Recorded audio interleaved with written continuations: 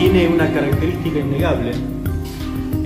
No nos dice todo lo que queremos saber, pero sí nos dice todo lo que nosotros necesitamos saber para permitirnos cumplir con las exigencias de la vida y para poder tener una vida de victoria sobre el pecado y sus consecuencias. La Biblia nos informa que la moral de Dios es antagónica, es incompatible y se opone siempre a todo lo que es pecado, porque Dios es santo. Dios es santo. A muchas personas le resulta muy difícil creer que Dios aborrezca, que Dios sea capaz de detestar, al considerar, claro, que dicen, pero si Dios es un Dios de amor. Dios es un Dios de amor. Se agarran por ese lado, por el extremo de una verdad.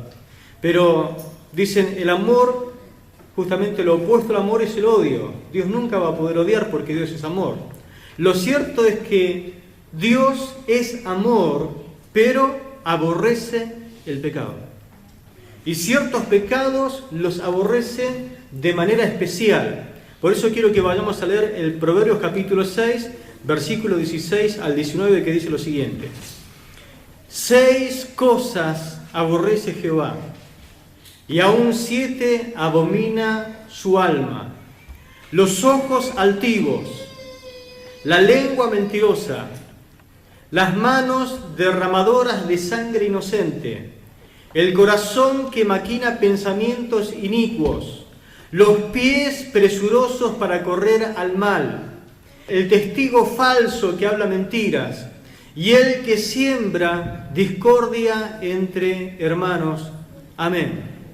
Fíjese cómo aquí la palabra del Señor nos muestra una oposición enérgica de Dios a ciertas clases de pecado.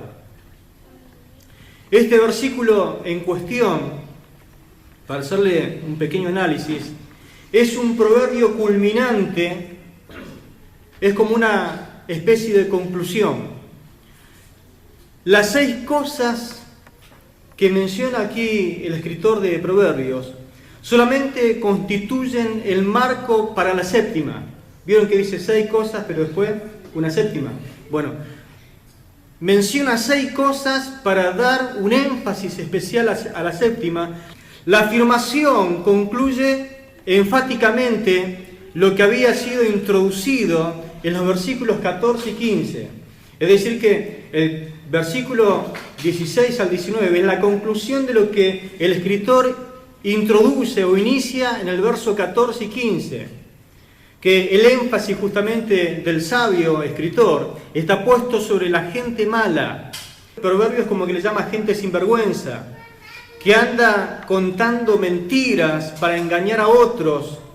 Inclusive dice que guiña el ojo, apunta con los dedos, hace señas con los pies. Esa gente es como que solamente piensa en hacer lo malo y siempre anda provocando pleitos. Es como que siempre anda levantando contiendas. Por eso la desgracia vendrá sobre ellos de repente, cuando menos lo esperen. Es como que van a ser destruidos sin ninguna clase de remedio. Cuando uno indaga el término aborrecer, porque dice la Biblia que Dios aborrece, aborrecer significa abandonar, significa detestar enormemente. Hay pecados que Dios detesta enormemente, algo que le fastidia mucho al Señor. Significa tener horror por algo. Es como que Dios se horroriza. Pero el término abominar o abominable significa condenar enérgicamente, sentirse descontento o enfadado por algo. Significa maldecir. Cuando Dios se enfada con alguien es como que cae bajo maldición. O va a recibir una condena con mucha intensidad de parte de Dios. Se abomina algo que es muy perjudicial. ¿Por qué el énfasis del escritor? Porque dice 6 cosas aborrece el Señor, pero hay una séptima, la cual Él abomina porque causa mucho perjuicio. Es por eso que el Señor está enfadado. En este caso, para Dios, lo que él abomina mucho es sobre la persona que siembra discordia sobre los hermanos. Para mayor énfasis en la retórica sinécdoques, así se llama, cuando uno utiliza una parte de un cuerpo para dar una expresión total, se mueven desde aborrecer llegando hasta abominación. Y cuando uno examina los 7 pecados mencionados, el 43% de los pecados tratados en este versículo tienen que ver con pecados de la lengua. En la poesía hebrea se utiliza para un mayor énfasis mencionar 6 cosas para resaltar la séptima. Usted esto lo puede encontrar en varias partes en la poesía hebrea, que ellos utilizan esa clase de expresión para hacer una remarcación. 6 cosas para resaltar la séptima, siendo siempre la última la de mayor importancia. Entonces Dios detesta ciertas clases de conducta y abomina especialmente una, según lo que vimos en lo que leímos. Lo que trae justamente división, poniendo discordia entre los hermanos. Entonces, yo quisiera que pasemos a examinar brevemente cada una de estas actitudes reprobadas por Dios. En primer lugar, lo que Dios reprueba, entonces, son los ojos altivos. Los ojos altivos. Dios aborrece a los que miran a los demás con desprecio. Dios mira a los que están siempre mirando con desprecios a los demás porque se creen superiores. Me refiero a esa actitud arrogante de asumir un lugar de superioridad frente a los demás, junto con un trato distante y despreciativo. La figura que se toma para hablar de ojos altivos tiene que ver que en la antigüedad habían algunos reyes envanecidos que no querían mirar a los ojos de los sirvientes porque ellos creían que los sirvientes eran como la escoria de la sociedad. Entonces ellos cuando lo miraban, no miraban a los ojos, sino que miraban por arriba de los ojos, como que miraban arriba de la cabeza. Entonces cuando los miraban hacia arriba.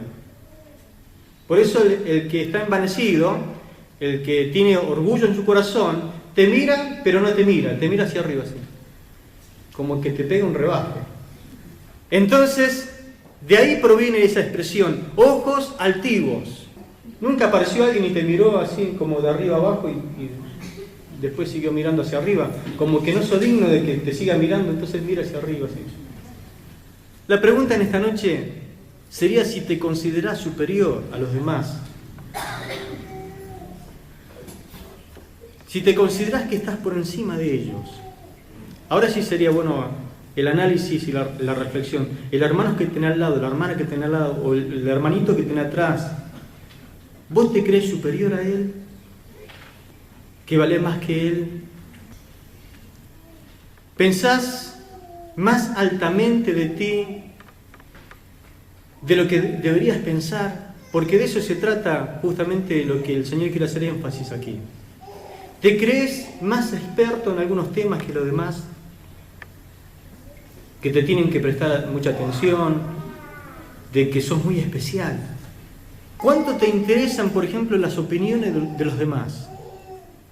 Porque ahí es donde uno también se da cuenta si realmente soy humilde o soy una persona orgullosa que no necesito de nadie. ¿Crees que eres superior a los demás? ¿Crees que sos superior a los demás en tu hogar, en tu familia, en tu trabajo? Porque ahí caemos también en el ámbito de la iglesia. Si este pecado lo tengo dentro de mi corazón, voy a caer también como consecuencia en mi trato hacia los demás. Un rabino expresó una vez lo siguiente: si hubieran 2 personas juntas en el mundo que serían justas, ese sería yo y mi hijo. Dice, si hubiera una sola persona justa en el mundo, ese sería yo, dijo. ¿Qué tal el rabino? Se creía un poquito superior a todo, ¿no? Pero hay personas que son así. Creen que son los únicos, él, su hijo o su familia. Después lo de afuera no los considera. Ese fue el pecado del rey Nabucodonosor, que le trajo una maldición de parte del cielo, una disciplina que lo redujo al nivel de las bestias. En Daniel 4:30, anótelo solamente, no lo vamos a leerlo, búsquelo para leerlo en casa. Él dijo: miren qué grande Babilonia, yo la construí, esta ciudad demuestra mi poder, la he hecho capital de mi reino para mostrar lo grande que soy. Dice que todavía no estaban las palabras de terminar en la boca de él, que le cayó como una disciplina del cielo, que Dios lo mandó a comer pasto con los animales. Lo volvió loco, hasta que él reconoció que todo lo que poseía era porque Dios se lo había dado. Con esta expresión, el rey fue como que desplazó a Dios y sobre todo lo ofendió, porque el que siempre tiene ojos altivos no se da cuenta, pero ofende a todo el mundo. Ofende a las personas y sobre todo, cuidado con ofender a Dios. Entonces el orgullo siempre termina perjudicándote a ti. ¿Conoce la historia del sapo que quería conocer capital? ¿No? Había un sapo correntino, bien grandote, que quería conocer la capital. Y él pensó, hasta que convenció a 2 gaviotas que andaban por ahí, diciéndole que ellas tenían que sostener una soga que el sapo consiguió. Entonces él dijo: yo muerdo la soga y las 2 gaviotas me llevan para capital. Y así empezaron a cruzar la provincia de Corrientes, la larga provincia de Santa Fe, hasta que llegaron por acá cerca de Rosario, y de acá uno le pega un grito: ¿a quién se le ocurrió la idea? Y el sapo dice: ¡a mí!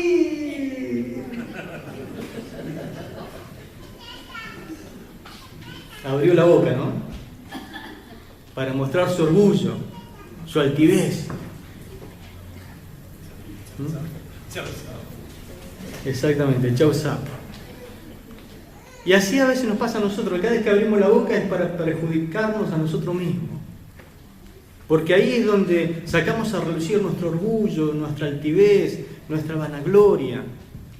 El sirviente del último emperador alemán dijo: no puedo negar que mi amo era un vanidoso. Esa fue la expresión del sirviente. Tenía que él ser la figura central en todo. Dice, cuando iba a un bautismo, él quería ser el bebé. Cuando iba a un casamiento, él quería ser la novia. Y cuando iba a un funeral, él quería ser el cadáver, para que todos los miren.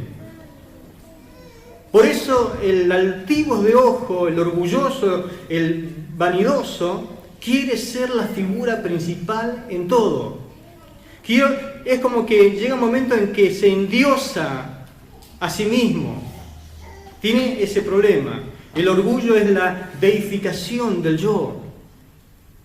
Llega un momento en la vida que hasta reemplaza a Dios de su vida. Entonces Dios aborrece al altivo, al orgulloso, al vanidoso, al que se jacta de sí mismo, al soberbio, al arrogante, pero no solamente a esta clase de conducta, sino que también la Biblia menciona la lengua mentirosa. Hay personas que viven mintiendo.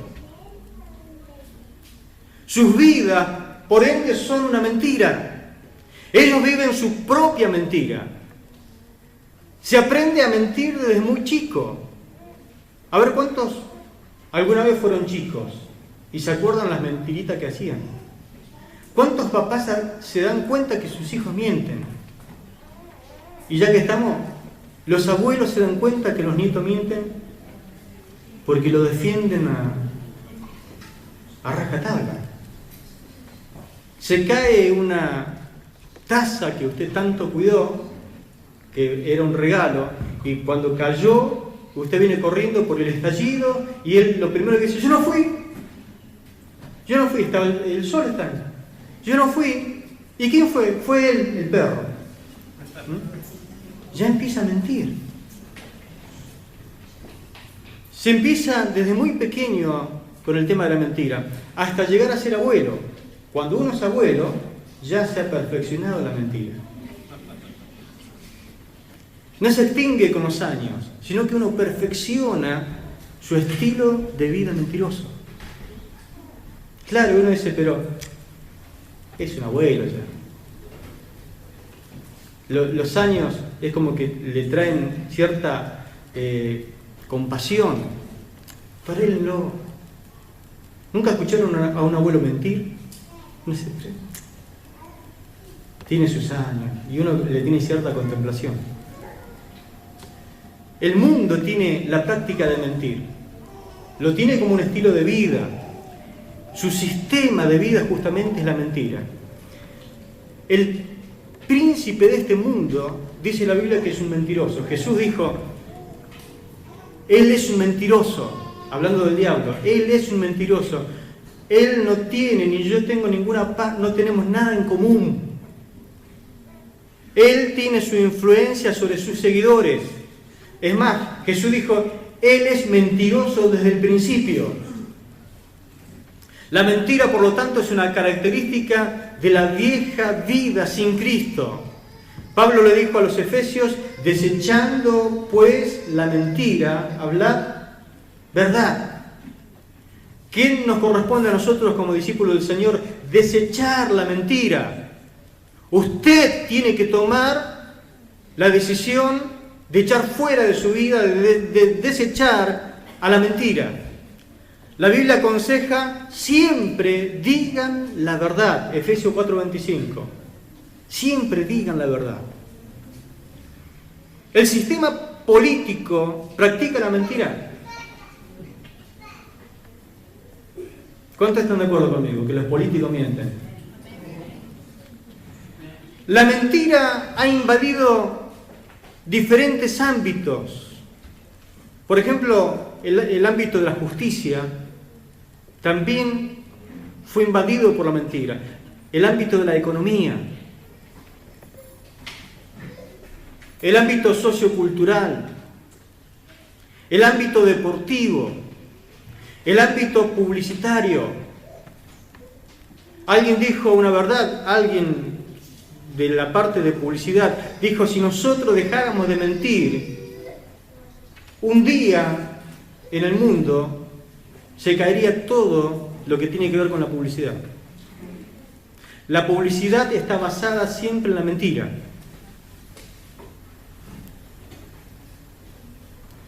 En el ámbito educativo se han metido la mentira. Todo lo que enseña a tu hijo no es verdad. En el ámbito legal se ha infiltrado la mentira. En el ámbito empresarial y también en el ámbito religioso se metió la mentira. En el ámbito de la salud se metió la mentira también. Todo está el sistema bajo la mentira. Romanos 3:4 dice que sea todo hombre mentiroso. Es como que la palabra declara, todo hombre es mentiroso. Todo hombre practica la mentira, vive la mentira, se revuelca la mentira. Aunque todo el mundo miente, dice ese mismo versículo, sea Dios veraz, es decir, Dios siempre dice la verdad. El único reducto que está quedando para el tema de la verdad es la iglesia. Porque Pablo declaró y dijo acerca de la iglesia que es columna y baluarte de la verdad. Pero hasta hoy suena como una utopía el tema de que la iglesia es el último reservorio de la verdad. Jesús enseñó que se levantarían falsos maestros, que se levantarían falsos ungidos, falsos apóstoles, falso. ¿Falso es sinónimo de qué? De mentira.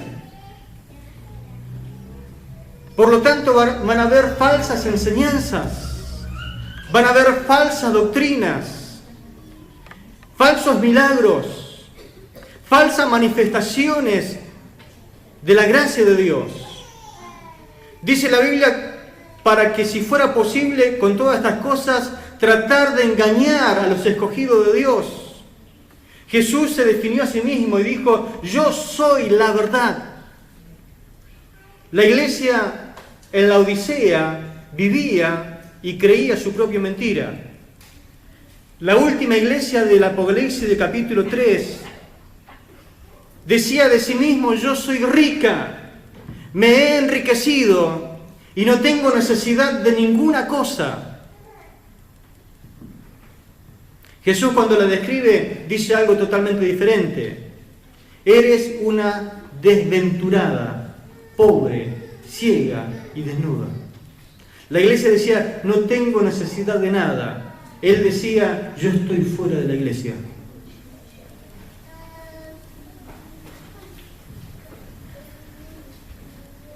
Por esta razón la sociedad hasta trata de clasificar el tema de las mentiras. ¿Escuchó alguna vez que se dice que hay mentiras blancas? Discriminan a las negras, ¿no? Mentiras blancas. Algunos dicen mentirita piadosa. Hay mentiras grandes, mentiras groseras. Para Dios la mentira es mentira. No la clasifica. El mundo trata de clasificarla, pero no así la palabra del Señor. Es como para disminuir el impacto.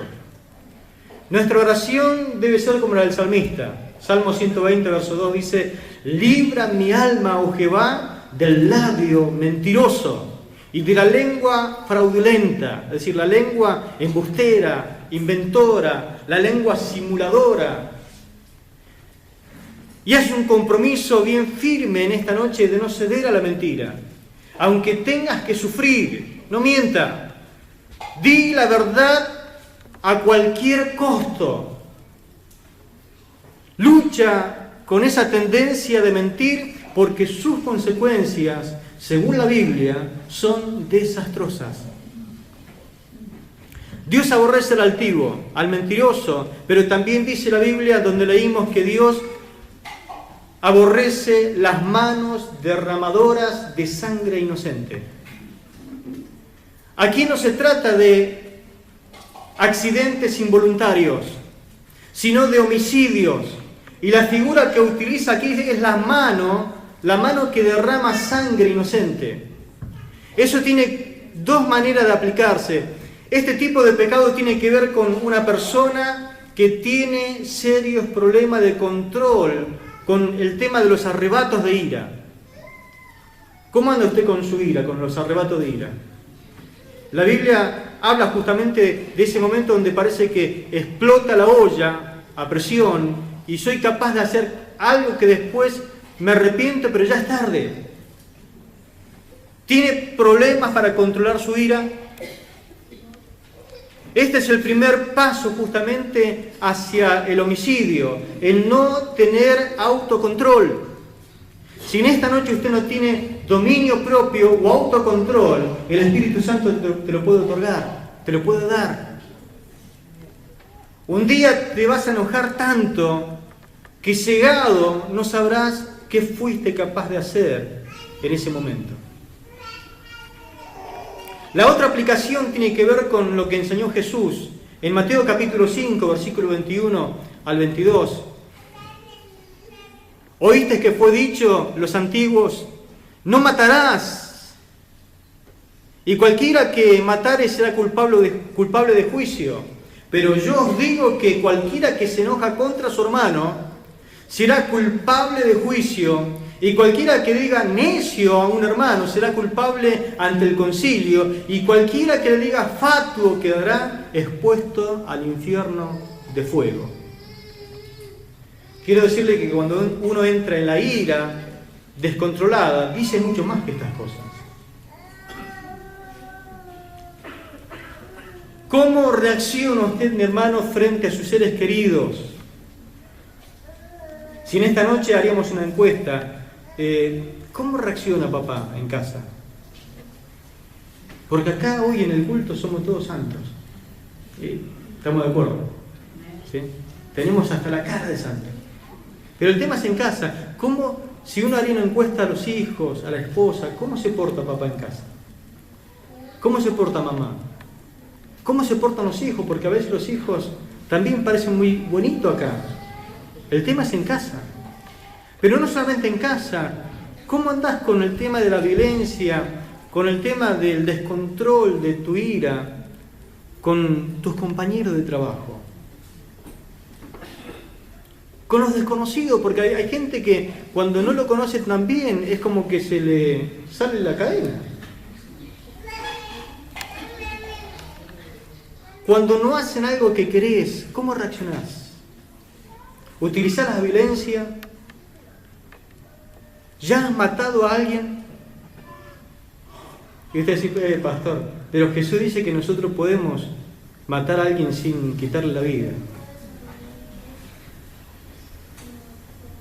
Con nuestro trato, con nuestra forma de decir las cosas. Jesús lo dijo. No hace falta matar o quitarle la vida a alguien.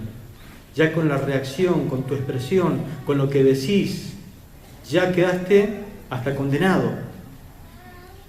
¿Ya mataste a alguien acá en la congregación? Con tu trato, con tu expresión, enojándote con esa persona, blasfemándole, maldiciéndole o quizás maltratándole. Tenemos que tratar de amar siempre a la gente. Tenemos que tratar que la gente realmente nos mire a nosotros y nos vea parecido a Cristo. El amor bíblicamente tiene que ver justamente con un amor que se sacrifica por el prójimo, el amor ágape.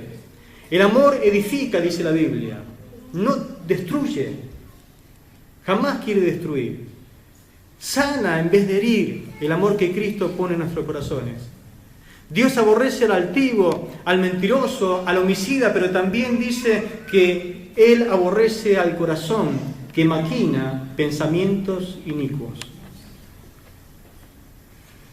Aclaro aquí que no se refiere al órgano que bombea sangre para todo el organismo, no es este corazón,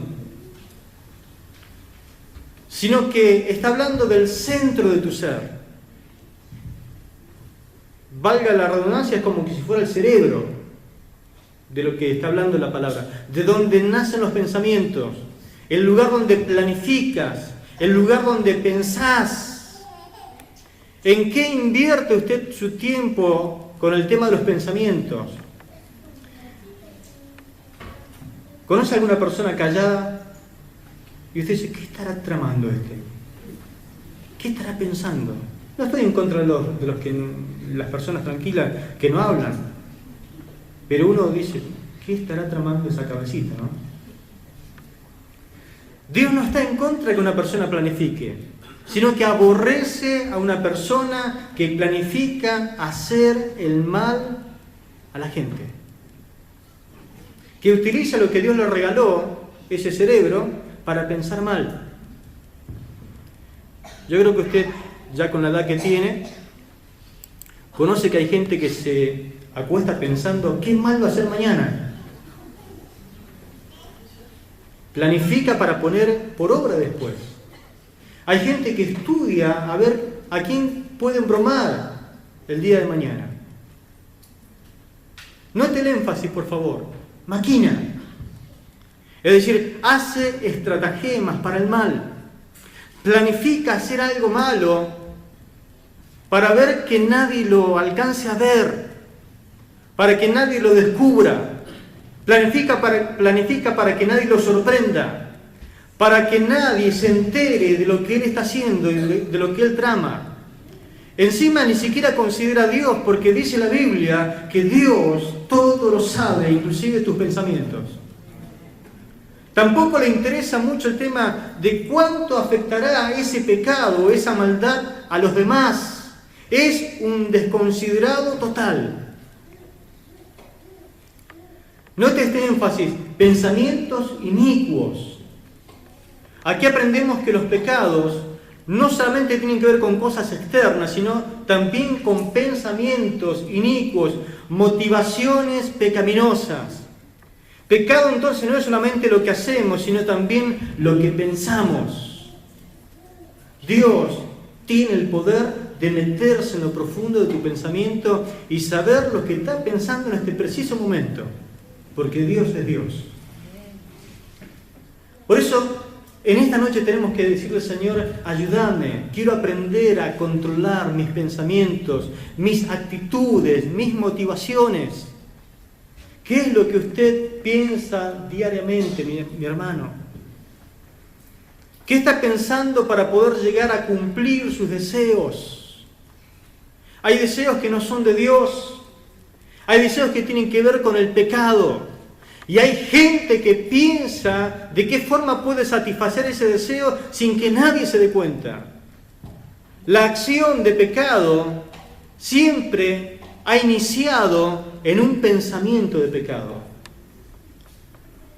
¿Maquinas pecar sin llegar a ser sorprendido por alguien? ¿Por quién? No vaya a ser que me sorprenda y se dé cuenta, mamá. No vaya a ser que el viejo se dé cuenta. Que no se entere el pastor. Que no se entere el líder, que no se entere. El que primero se entera es Dios. Y en esta noche llega con su palabra para ayudarte.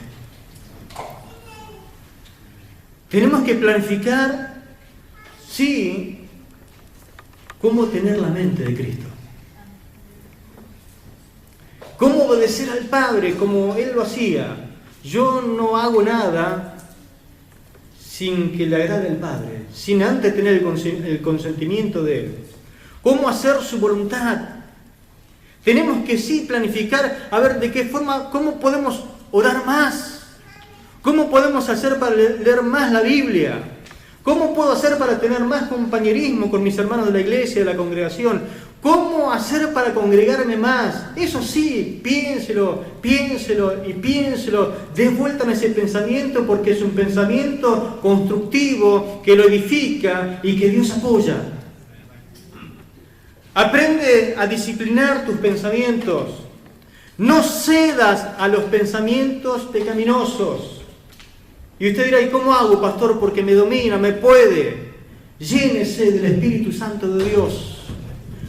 Permita que la palabra lo controle. Y le va a controlar inclusive lo que usted piensa. Deje a un lado esos pensamientos vanos. Dijo Pedro, ceñid los lomos de vuestro entendimiento y sed sobrios. No viva como una persona ebria, sin sentido. ¿Qué está diciendo Pedro? Como que tenemos que estar atentos y pensar bien lo que vamos a hacer. Preparar la mente, pensar con claridad. Piensen bien lo que van a hacer para que siempre hagan lo correcto. Practiquen siempre tener dominio propio. Es lo que Pedro está tratando de decirnos en su palabra. Ceñid los lomos de vuestro entendimiento. Quiero decirte en esta noche que Dios aborrece al altivo, al mentiroso, al homicida, al que planifica hacer lo malo, pero además los pies presurosos para correr al mal. Dios aborrece la atracción hacia el pecado. Las personas que son muy rápidas para correr hacia el pecado, hacia el mal. Aquellas que tienen muchas ganas de recibir placer a cualquier costo, pero que no tienen muchas ganas de obedecer la palabra de Dios. Ahí no es rápido. Aquí el énfasis está puesto en los motivos, en las ganas, en los deseos. Si usted le pide a su hijo o a su hija que se levante, porque ya es hora de levantarse, y usted le dice, acordate que hoy era el día que te iba a llevar a pasear al parque, ¿cómo se levanta esa hija o ese hijo? Volando. No le tienen que decir 2 veces.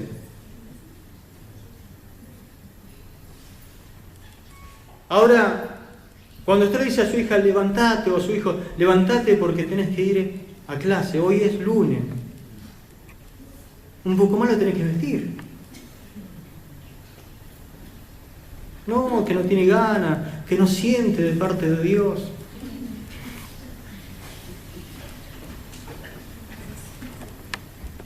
que a Dios no le gusta tanto el sacrificio, porque te mete en versículo también.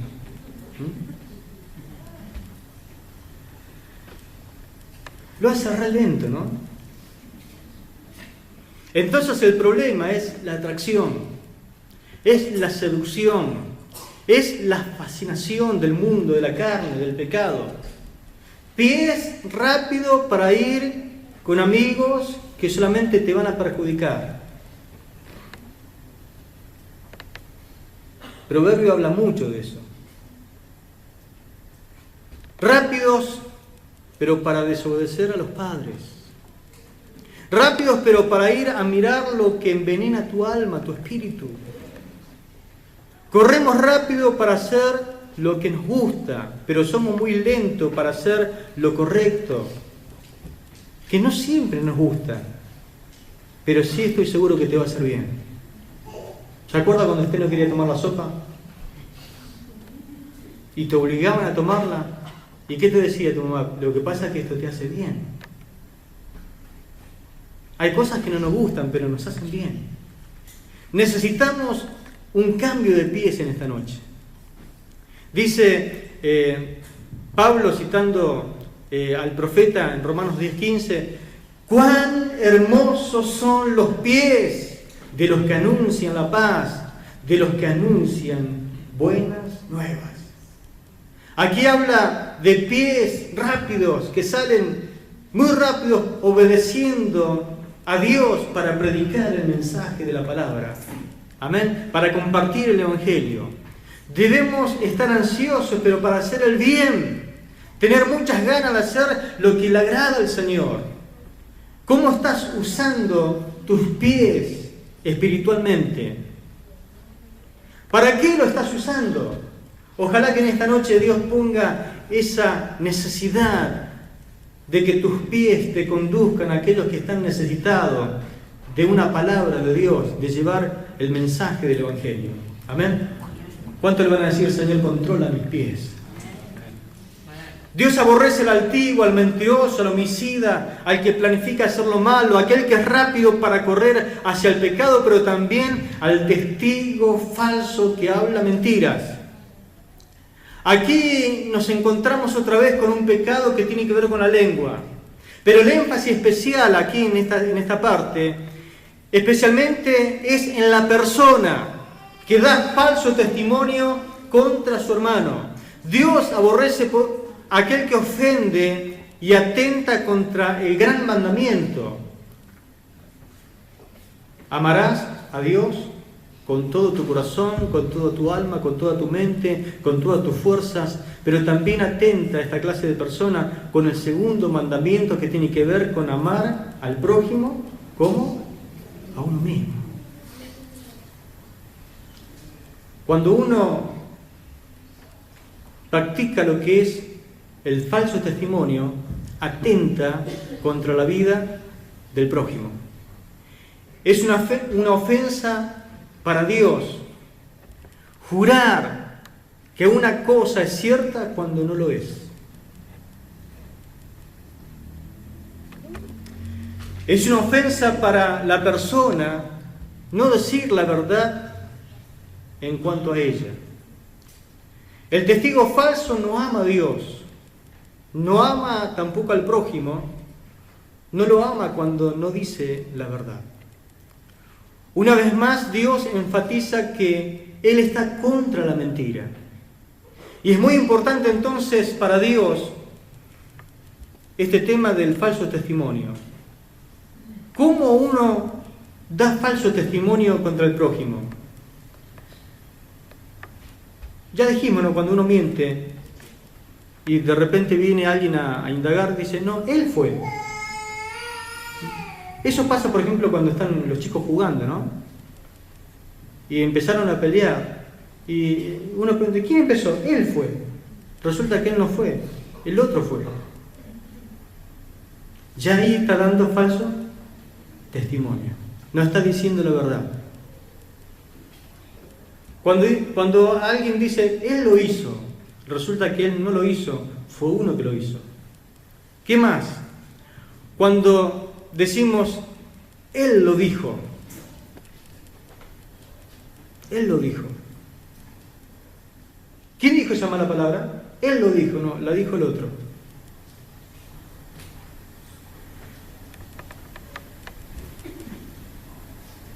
Él lo dijo. ¿Puede un creyente caer en este error? Cuando dice que Dios lo dijo y Dios no lo dijo.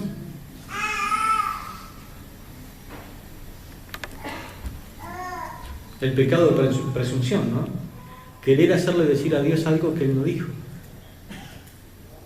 Y por ahí no va, como dijo el hermano, a visitar otras iglesias y de repente viene alguien que dice, tengo una palabra de parte de Dios, y te manda la palabra de parte de Dios. De parte, pero no era de Dios. Y te mete en un lío terrible. ¿Sabés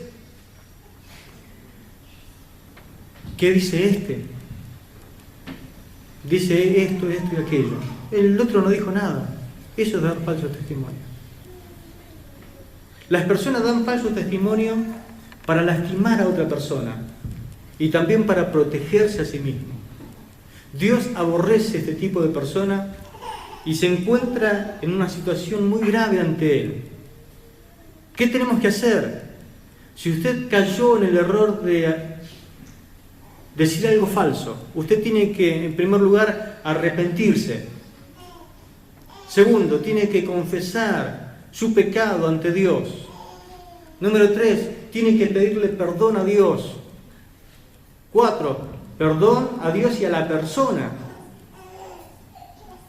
de la cual usted dijo algo falso. Y quinto, vaya y diga la verdad.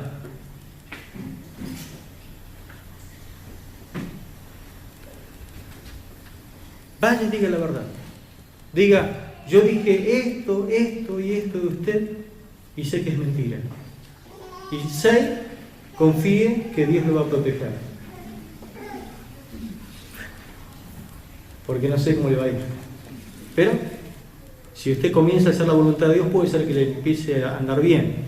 Pero no sé cómo le va a ir. No le puedo garantizar nada. ¿Cómo va a reaccionar el otro? Porque ¿cómo usted reacciona cuando usted se entera de que alguien habla mal de usted? Falsamente.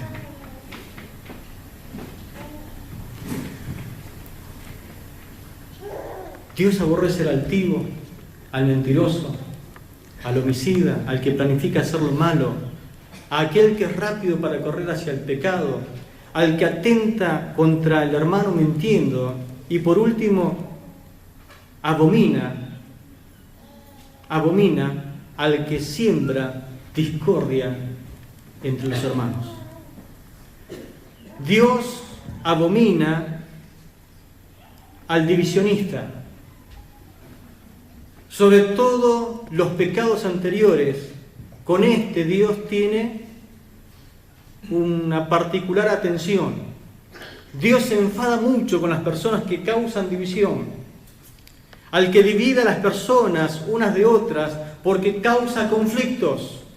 Esto puede darse de manera abierta o encubierta, hasta inclusive se da adulando a los demás integrantes de, por ejemplo, una familia.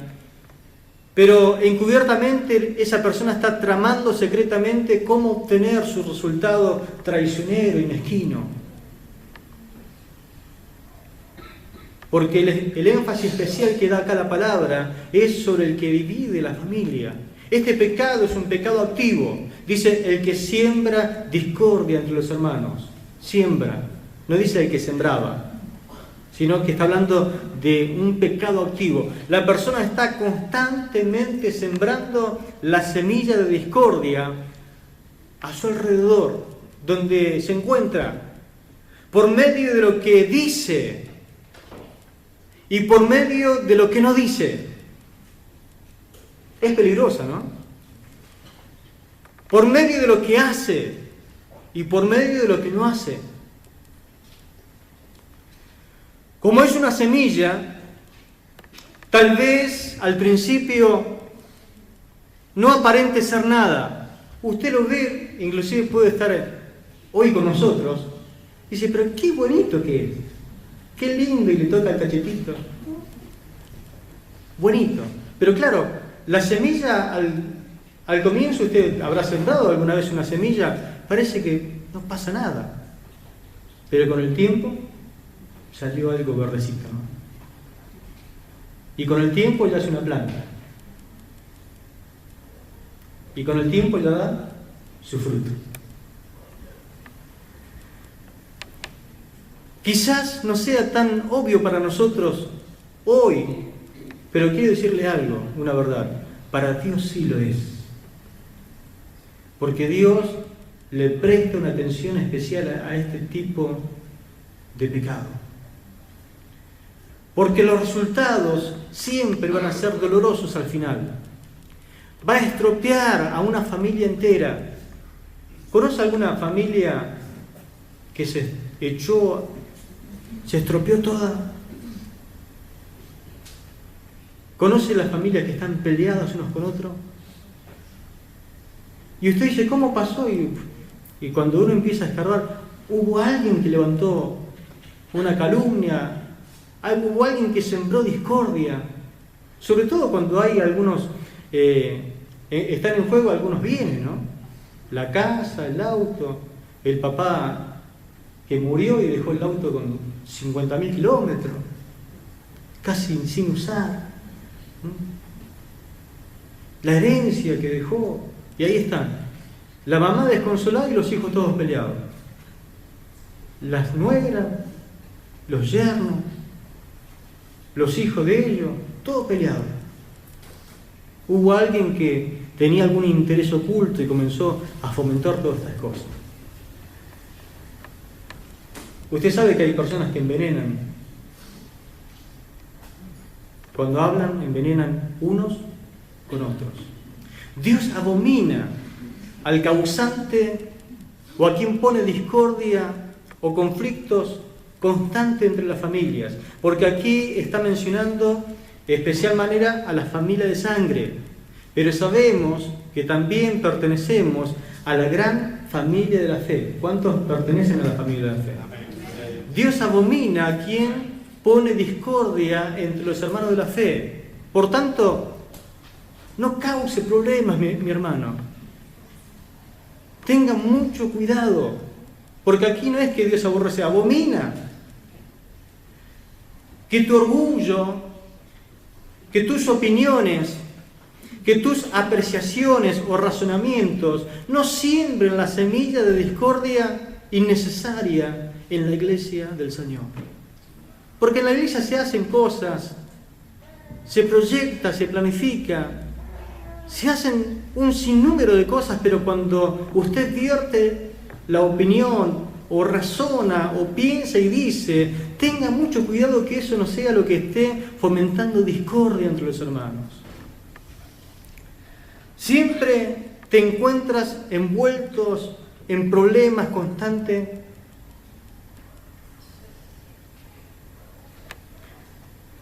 Yo conocí una persona que si no tenía problema lo inventaba, pero le gustaban los problemas, parecía, ¿no? Decía, no sabe lo que me pasó ahora. Y siempre tenía un problema para contar. Siempre estás en problema en tu casa. Y uno no sabe los problemas que me hacen en casa. En tu matrimonio siempre hay problemas. No hay un tiempo de paz. No, sabes la lucha que tengo. Y en tu trabajo, no te imaginas. En el trabajo, la lucha que me hacen, no me dejan tranquilo. ¿Tenés problema también en la escuela? ¿En el barrio tenés problema? ¿Tenés problema con tu vecino? ¿Tenés problema en la iglesia? No necesito ser profeta para decirte que el problema sos vos. El problema sos vos. Hay que mirar hacia adentro, no hacia los demás. Usted es el problema, mi hermano. Los demás no son el problema. No siembre discordia entre los hermanos. No provoque esos enfrentamientos y usted va a vivir un poquito más con paz y tranquilidad. La solución, ¿sabe cuál es? Obedecer lo que dice la Biblia. ¿Qué dice la Biblia en Efesios capítulo 4, verso 3? Dice, solícitos en guardar la unidad del Espíritu en el vínculo de la paz. Esa palabra solícitos habla de trabajar duro, habla de hacer todo lo posible para vivir en paz, para que no pierdan la unidad que el Espíritu les dio.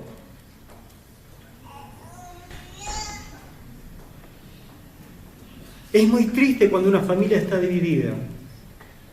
Y mucho más triste cuando una familia de la fe, una iglesia, se estropea, se echa a perder por causa de que alguien la dividió.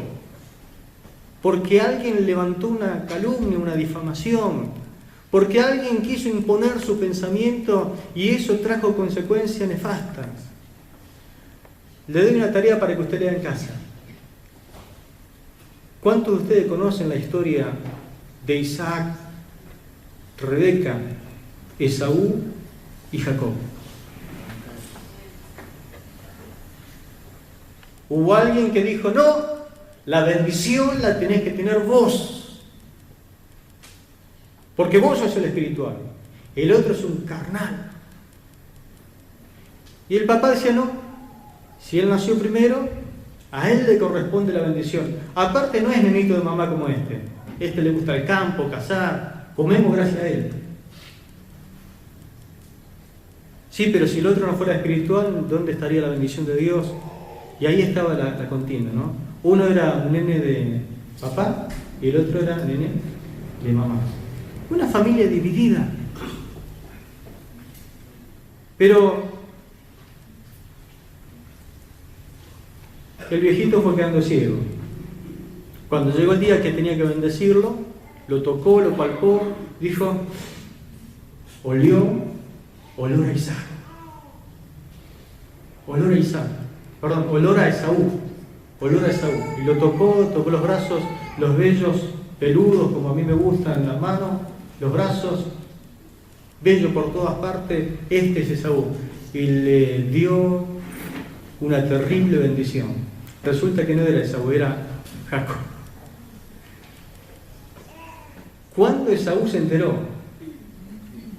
Léalo en casa.